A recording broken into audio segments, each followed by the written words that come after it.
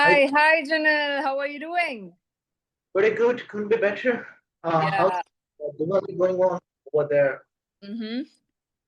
How's Yeah. Diwali, Selena? So I do not celebrate the festival, sadly, but yeah, I think there were a bit of firecrackers that were being lit up, and yeah, the celebration was going around. But yeah, I had to focus on my studies and the sessions that I had. So no Oh, Diwali for me this year. I guess we are on the same page. Even Really? yeah, I didn't even celebrate. I had a list of movies that I needed to finish. Oh, all right. Okay. So how are things going in general? In general, things are pretty good. As of now, I'm on a break for a week, Mm-hmm. school and academy. But during that break, I like to connect, stay connected with English. So I Mm-hmm. book a couple of sessions with Clapingo and my personal podcast. I'm Mm-hmm. on my YouTube channel at the moment. So, what does your viewers want to know for today's session? Is there anything on your Um, mind, or should we just like run? we can go with the flow, I guess. Nothing specific, but no. Like, have you learned anything recently new about English that you can share with me?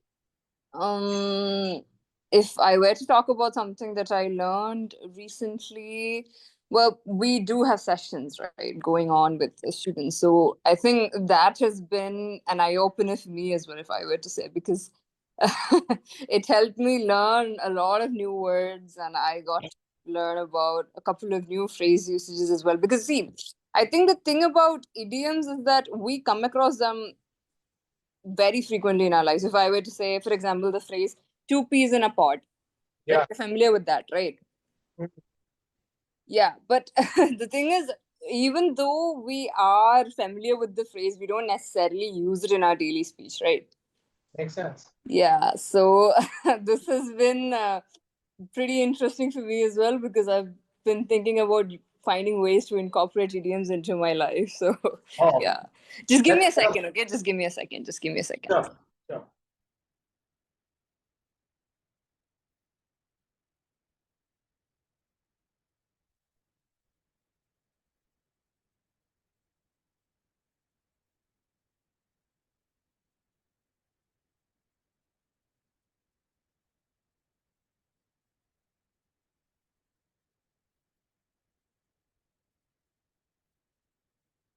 Hello? Yeah, Yeah, am Selena. I audible? Yes, you are. Yeah, I'm really sorry, Jimmy. My lap has been a bugger today, so I don't know why I can't seem to access this, which is why I'm using my phone. I hope that's all right. Okay, makes sense. But the thing is, you are not visible. Yeah, yeah, one second. Just give me a second. Let me just find a stable spot where the net connectivity is good.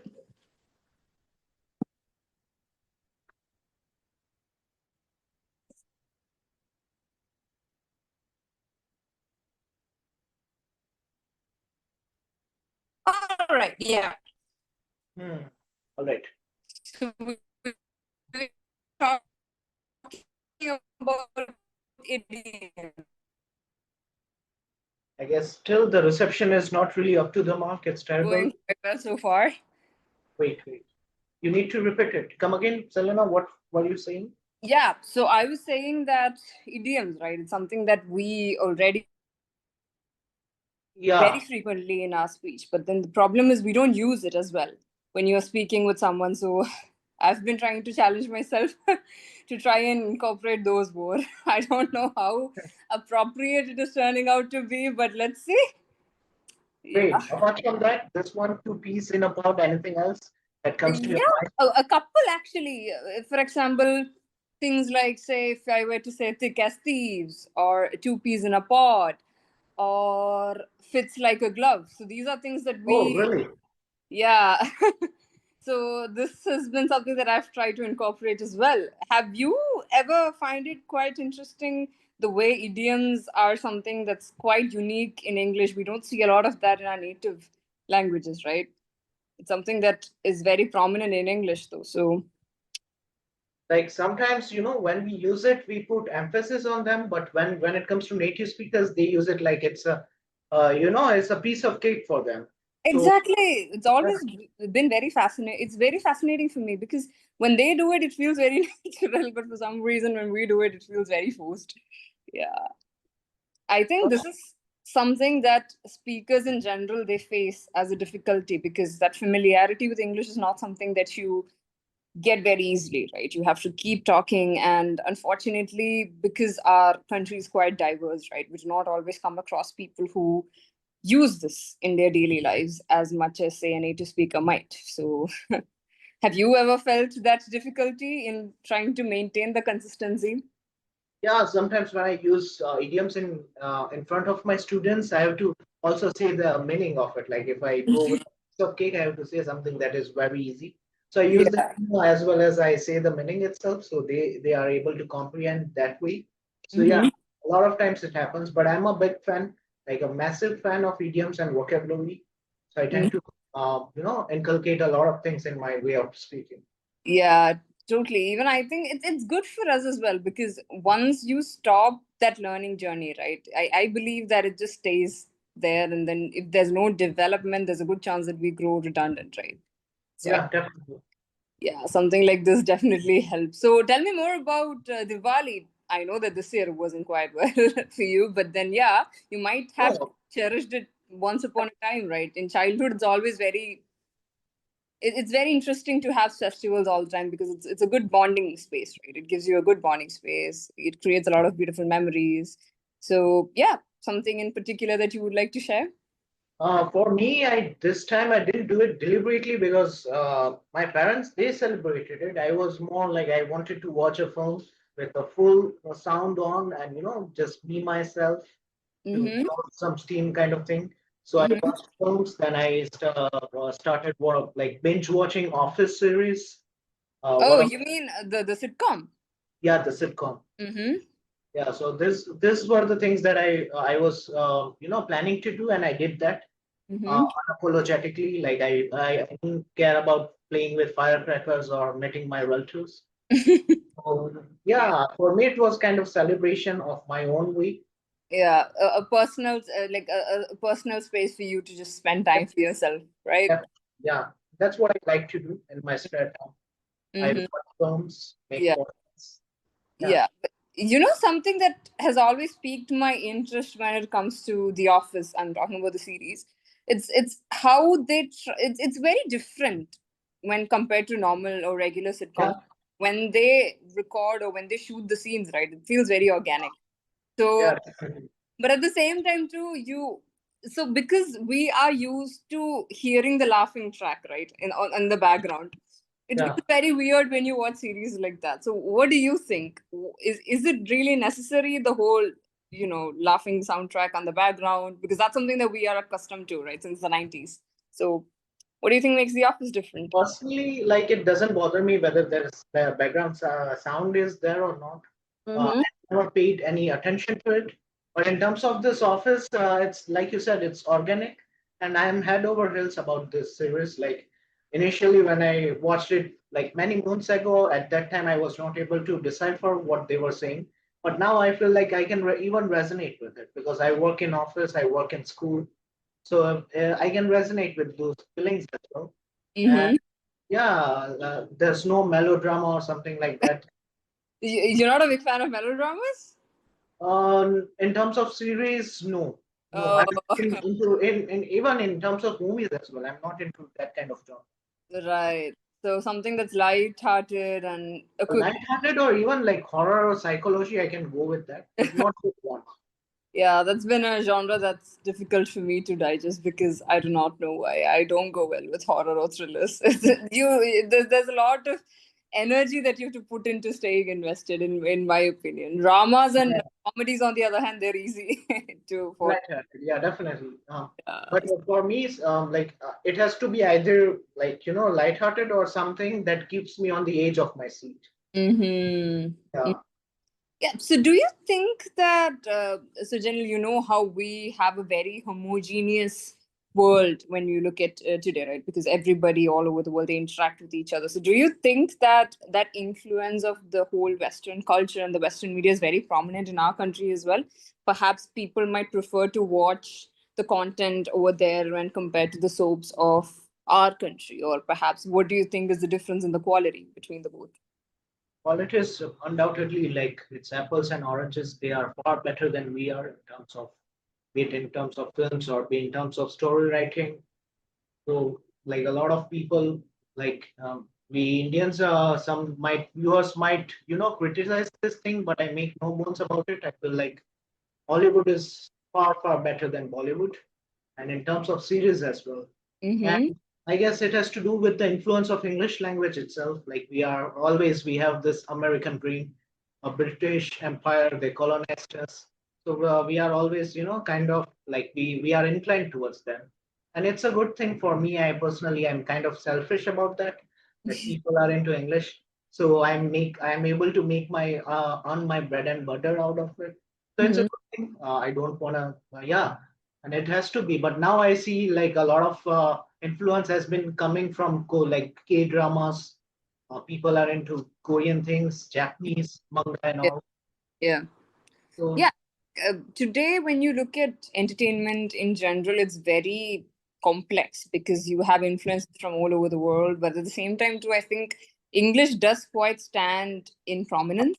That's yeah, definitely. because, of course, yes, the whole English being a global language, it plays a huge role in it. But I also think that it's also something that everybody can relate to commonly because it's a language that you share, whatever is a part of your culture. So I think in today's world, it's been quite diasporic in terms of people's identities and the way they relate to a language and culture. So yeah, I think that is the biggest shift that we can call in the century.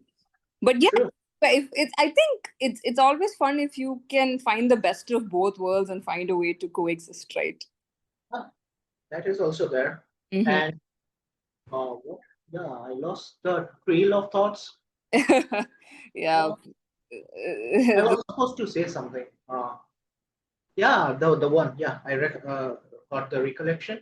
Mm-hmm. In terms of content itself, I feel like it's so like now we are bombarded with a lot of content. So people like we don't have that attention span for like we have it for a couple of minutes and then we jump on to the next thing. So content like it's so vast that sometimes we get confused. We are in dilemma what to watch and what not to. Yeah, yeah, absolutely. And I think one of the biggest challenges that I think our entertainment field in general, what they are facing is, that I wouldn't call it a skill, but that struggle to get along with what is commonly consumed, I would say. Something that everybody relates to. It's not easy in today's world to find something like that because, like we discussed, right, it's very complex in terms of a person's likes and dislikes and everything. And I think English has a huge role to play in that as well because when it gets blended in with a person's culture, right, it brings that individuality in a sense it's just very different from what another. For example, look, take both of us. We speak the language, but we have different cultures, and when we look at our consumption of entertainment content, it's still quite different, right? So how do you find something that caters to both the community, right? That's been something that I think the people find to be challenging. What do you think in general, that evolution of the whole entertainment industry, perhaps from what it was, say, 10 to 20 years ago and what it is right now? It's deteriorating, I guess. In terms of Bollywood, it's deteriorating. Like I'm a big fan of Hrithik Roshan, and I was really rooting for War 2 film. And then I downloaded it, and it was a complete waste of time. The scenes, the actions, they were so far fetched and unrealistic that I felt like he has been in the industry for like this long, decades and decades.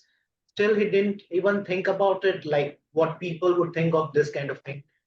He climbs off the car on the train. It falls on the top of the train, and he's still doing some action over there, trying to save her daughter or something, his daughter. So that was completely preposterous. I was really rooting for this thing that War 2 has to be hit, but Hmm. somehow it didn't live up to my expectations. So, do you think that perhaps one of the reasons why filmmakers rely a lot on exaggerated scenes is because somehow the audience crave it to some extent? they glorify it? Is it that a possibility, or do they Yeah, think so? Hollywood does that.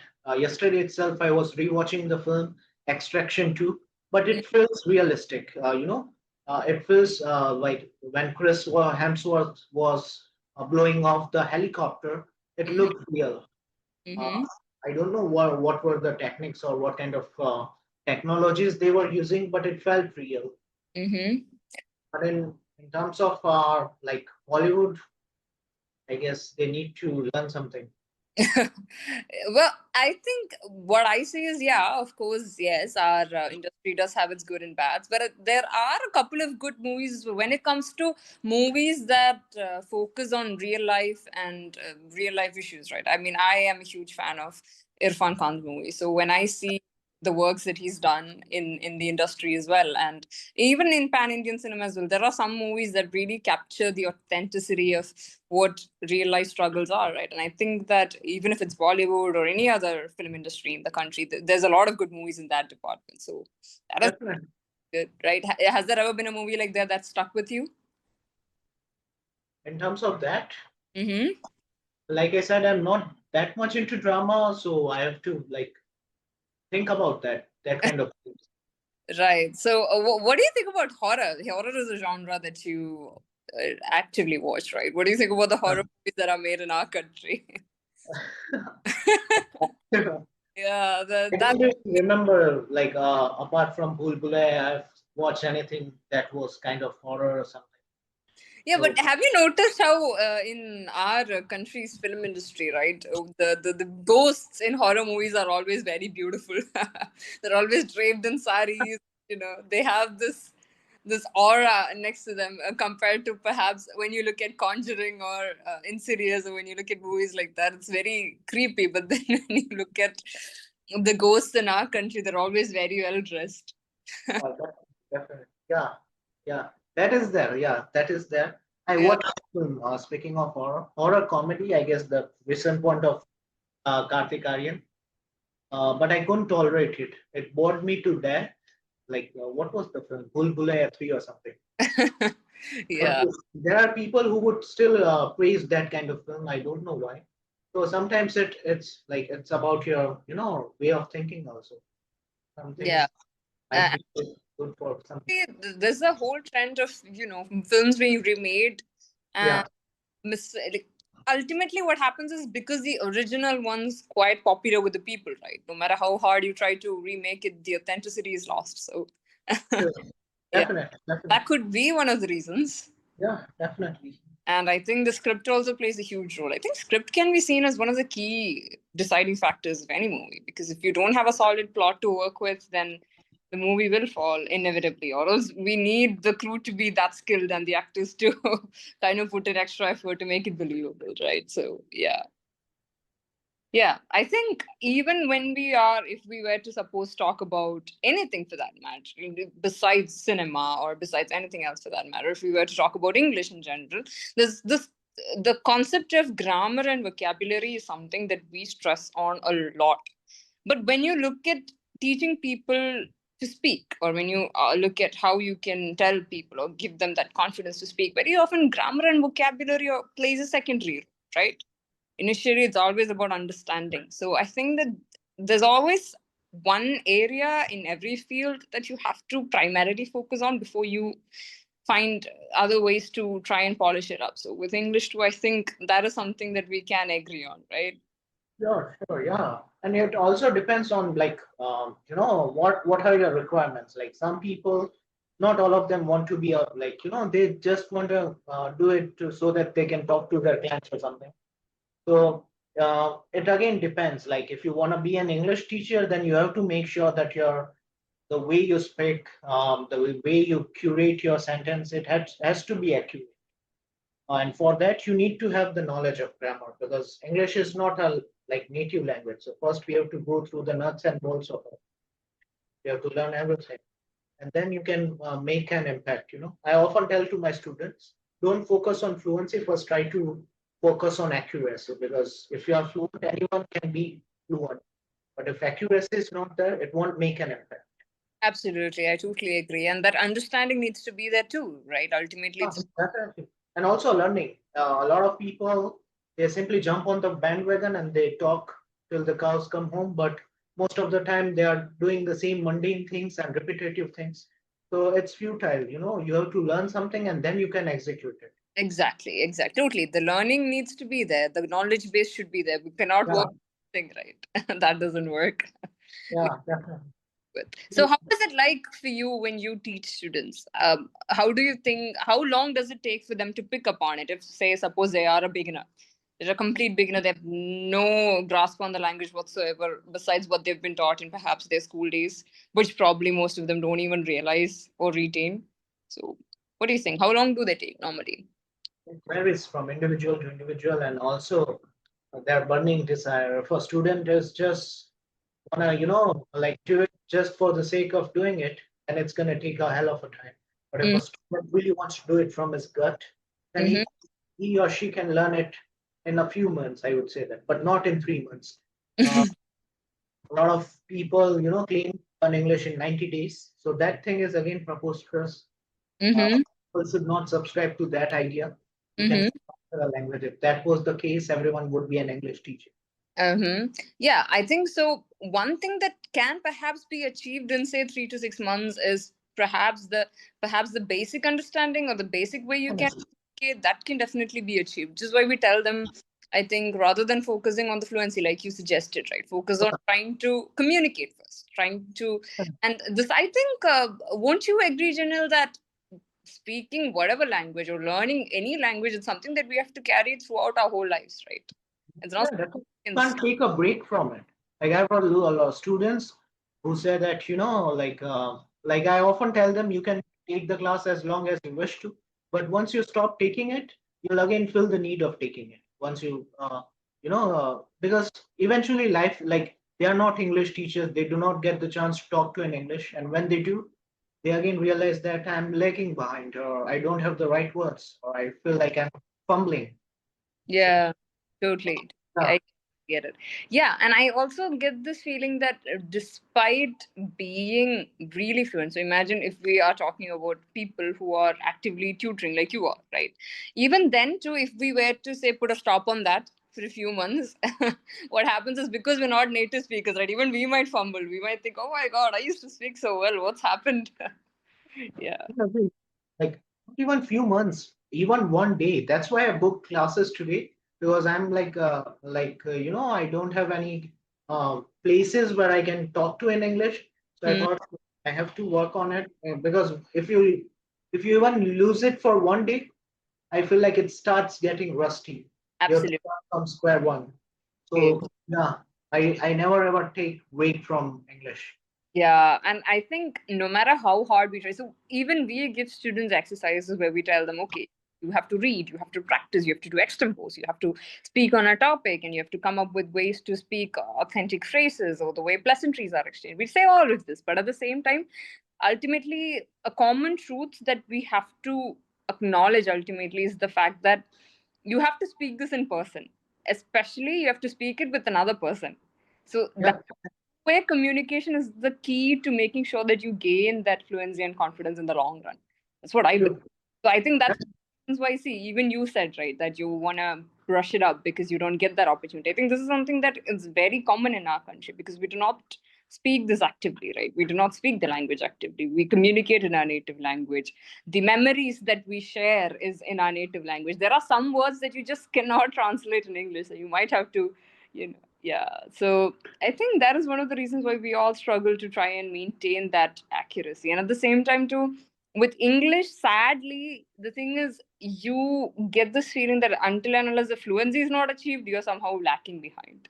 Yeah, definitely. Yeah. So, That feeling is always gonna be there because unless and until you go in the like US and UK and you stay there for a couple of years and you're actively talking to native speakers, then you'll get the hang of it. Otherwise, you have to work.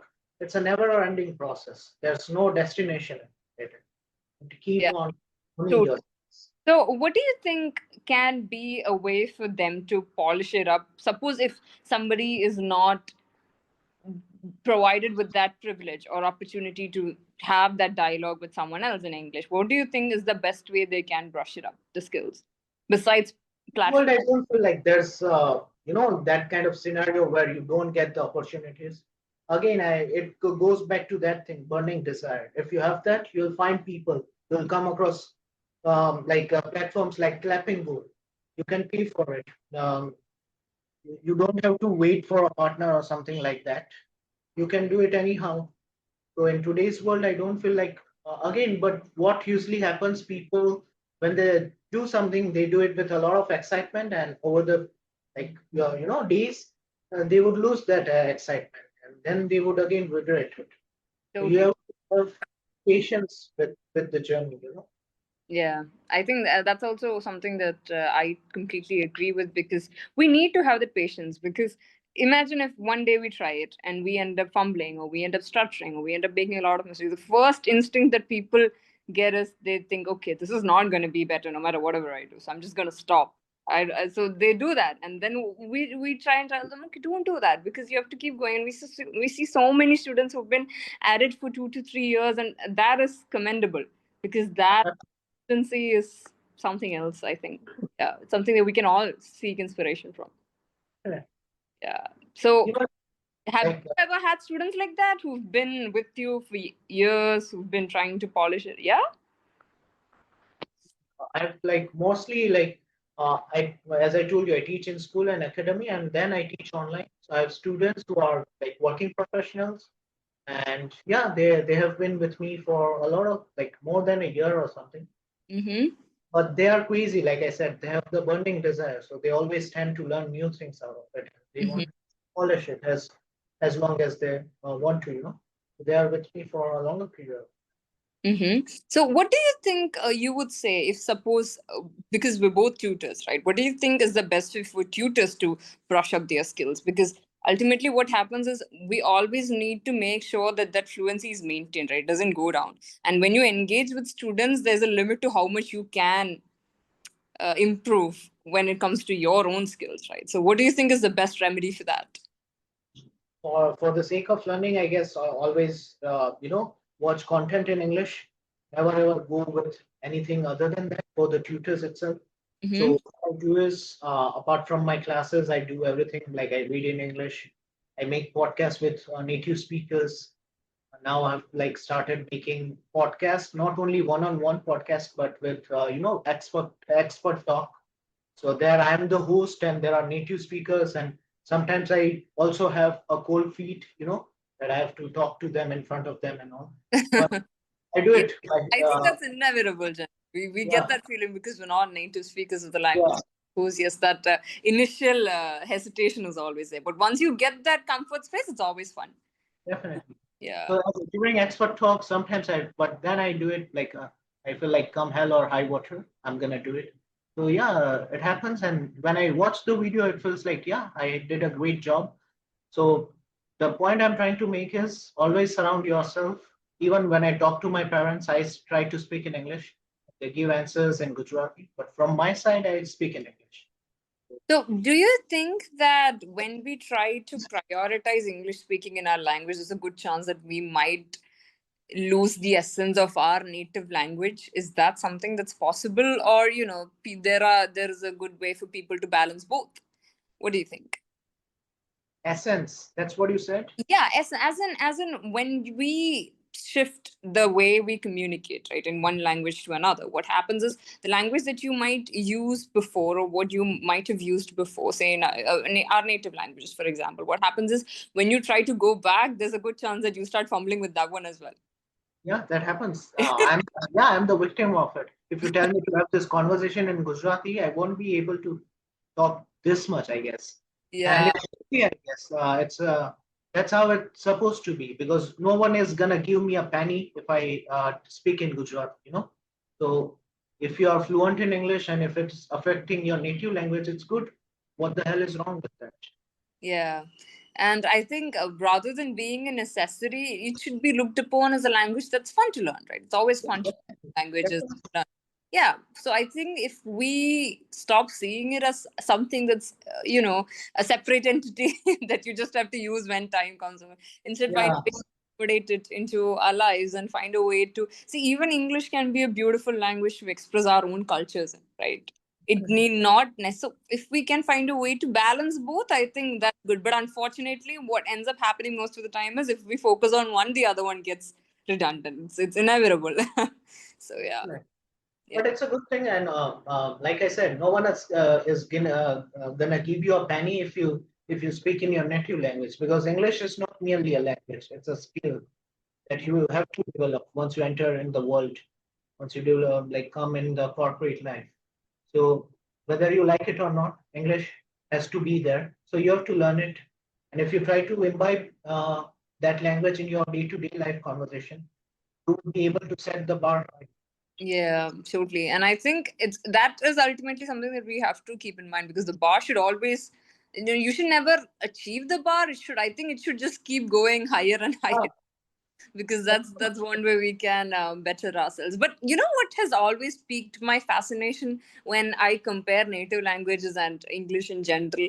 I've noticed how there are certain words that you just can't find words in English as substitutes for that, or there are certain phrases that we just cannot find substitutes for that in English. So it's very interesting to see how communication is sort of a reflection, or a language can be a reflection of our own native behaviors as well. So has that ever occurred to you, where you come across a word and there's somehow some you can't find the translation for that?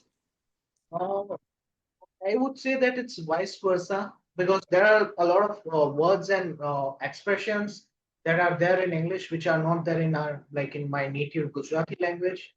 I'm not sure whether there's a word. Recently, I learned a word called petrichor. So it refers to the smell of rain.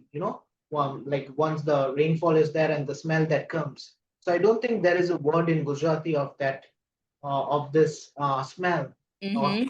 fragrance. So it goes. I guess Yeah. it's vice versa, like I said. And there are some things that are there in Gujarati which is not there in English. Uh, so yeah, um, I guess that's it. I guess. Yeah, so I think one of the reasons why this happens, because I've given a lot of introspection to this. So I think one of the reason why this happens is because language ultimately is a representation of the culture, right? So I think Definitely, yeah. some, yeah. So there are some things that is very unique to a culture, even with native English speakers. There are some things that they relate to better than we might understand or relate to, and it's expressed in their language. So when we try to understand it, that's why that unfamiliarity comes in place. And that's one of the reasons why when we try to explain certain parts of our native language, or aspects that we associate with our native language, when we try to express it, it doesn't happen in English. So yeah, which is why again we come to the point that we were talking before, because we talked about how it's always better if we can find a way to balance both, right? So yeah.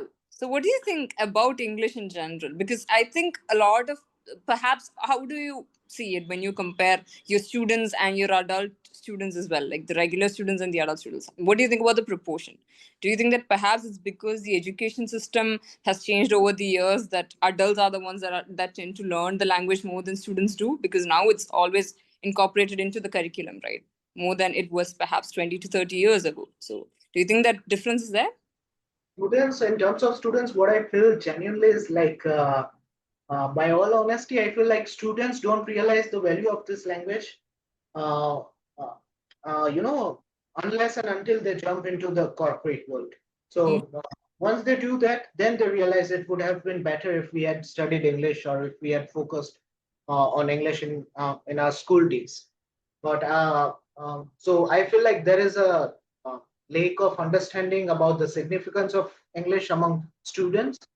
And when it comes to working professionals, they have the reality check, so they know the significance of it. So they, like, I have a lot of working professionals. They learn it very enthusiastically, yeah. and yeah, they never misses a day or classes unless Mhm. it's something like Yeah. that. So do you think that the education system has something to do with that? Perhaps the way we approach the language is an area that perhaps can do with some work, or because is it because we have different systems in place? Because the education system itself, it's quite diversified in terms of the state or the region, right? So the curriculum in itself might change from one place to another depending on what the institution implements. So do you think that has Because something to uh, do?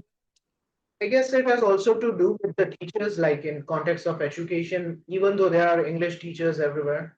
But sometimes, like if I talk about my journey back in my school days, there was a teacher. He was a teacher of English. But I don't ever recall him like saying anything in English. So he was the conventional teacher, teaching grammar rules and all. So I didn't I met him recently and I was having a word with him.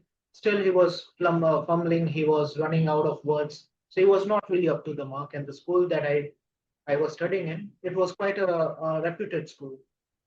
So it has also to do with the knowledge of teachers. And uh, on top of it, I feel like English is, like you said, it's a culture. So you have to adopt that culture. What we feel like is uh, sometimes we feel hesitation or we don't feel like it. We feel like I can express myself better in my native language. And I don't want to do it in English language.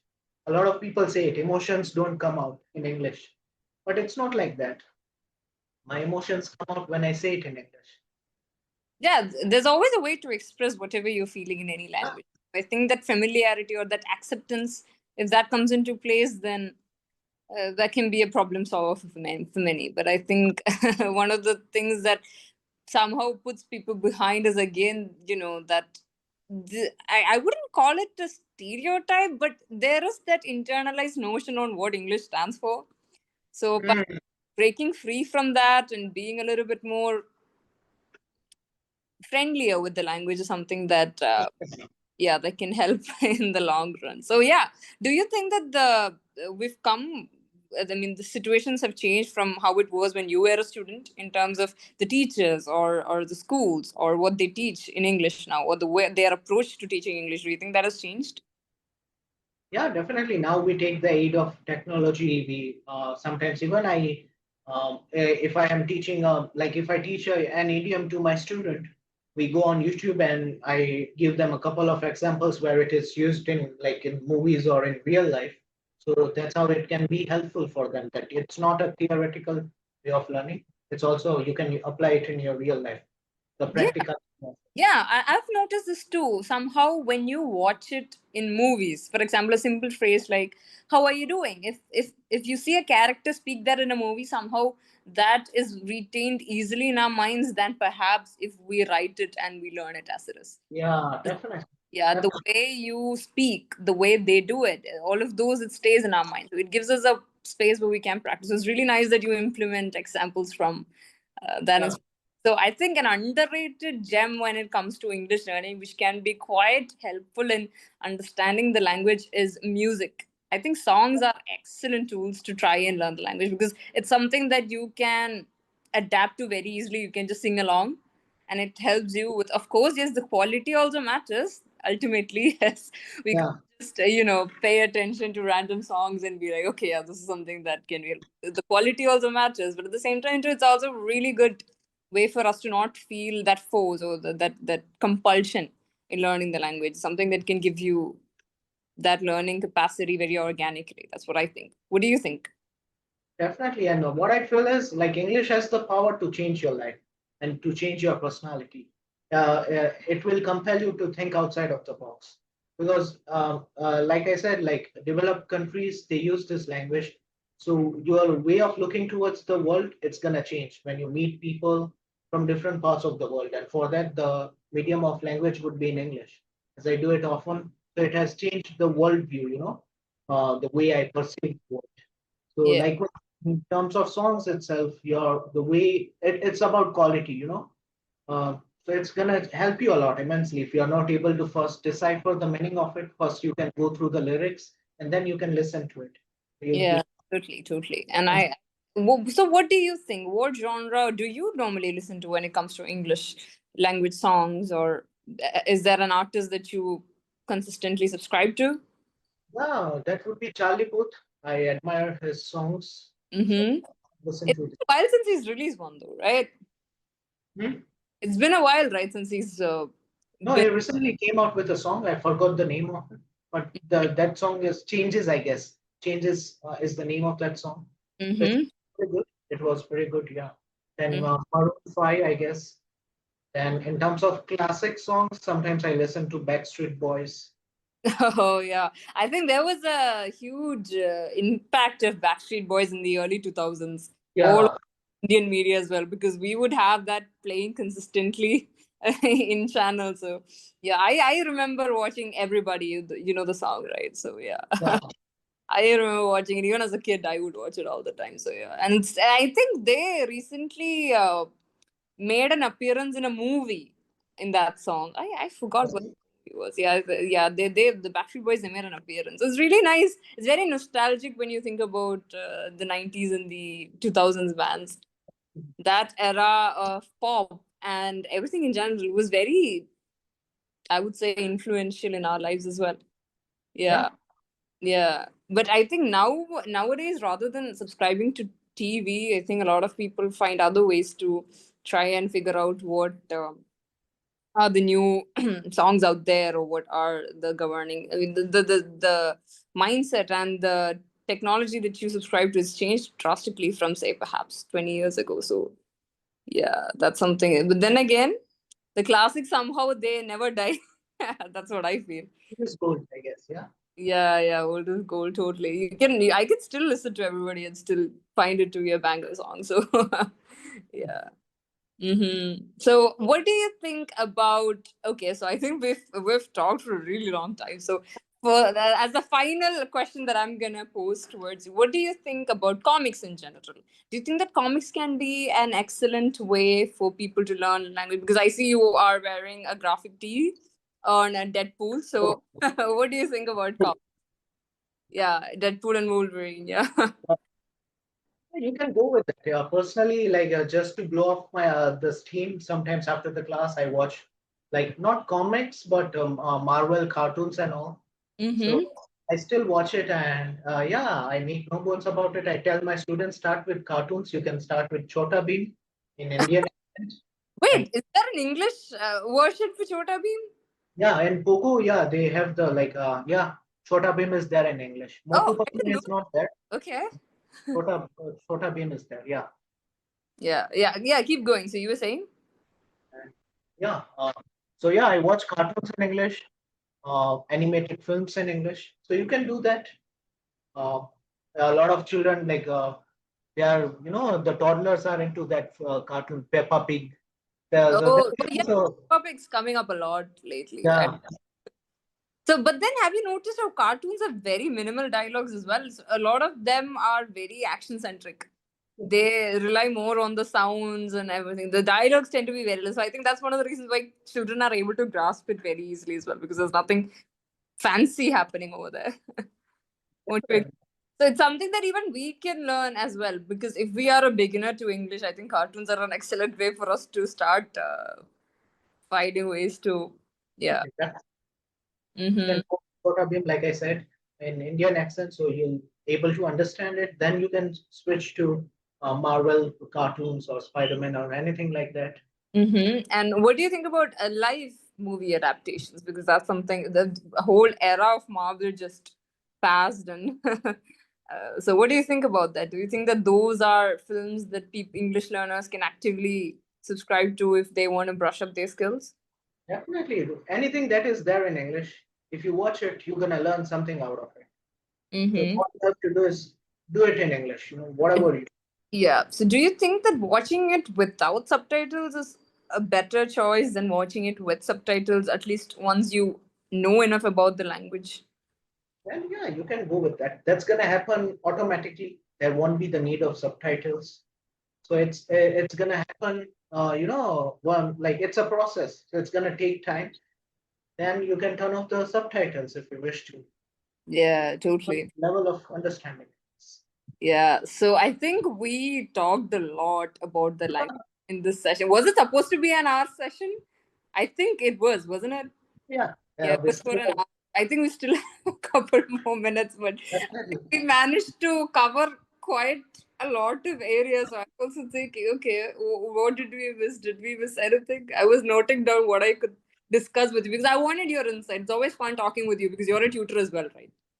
So it's a way for me as well to know the different ways that I can also adopt in terms of brushing up my skills and whatever I can to help learners out there. So it's a way for me to understand that. new ways as well. So I think, which is why I was bombarding you with questions. So sorry for that. All right. Yeah, I always like to, I admire the people who compels me to think on my feet. So it's always Mhm. good, because, like you said, we need people who can, because of you, I was able to, I guess, set my bar high, a little bit high now. Because Okay. students, we have to always, teach them. We can't, we have the material and we have to teach them. But when you meet someone who is similar to you, who Yeah, is, yeah, exactly. that's like, yeah, two pigs in a pod. In the process of helping the learners out there, what ends up happening is the tutors end up being stagnant.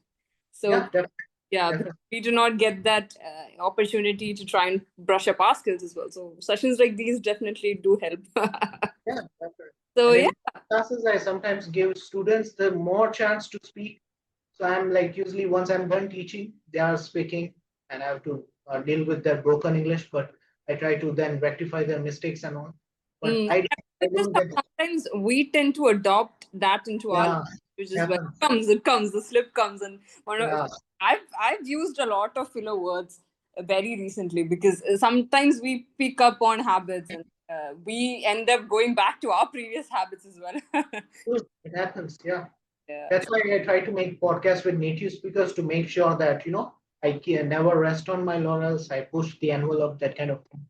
So Yeah. it helps me immensely by doing that. So once again, thank you for another entertaining session, Engineer. Hopefully, Learning a speaker. yeah, hopefully you don't miss out on any other festive celebrations from here on. Yeah, so yeah, even I'll also try to take part because it's been a crazy couple of weeks. So yeah, I'm hoping I Yeah. All can. right. Thank you, Selena. Take care, and we can catch up soon. Yeah, yeah, absolutely, absolutely. Bye.